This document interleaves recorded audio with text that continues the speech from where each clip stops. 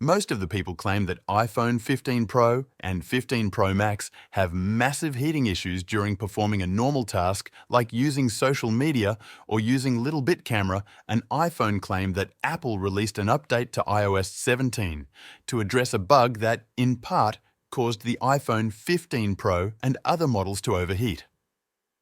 Apple spoke with CNET about what caused people's iPhones to get hotter than normal.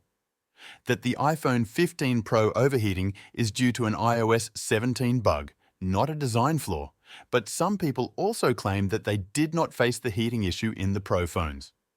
But always we see that new launched iPhone faced some problem and some bug, but at the time, Apple fixed all the problems with their software update.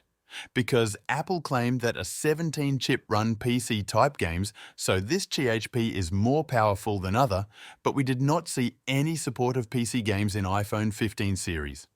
Hope you liked the video. If you like it, please subscribe my channel and hit the bell icon for more interesting videos.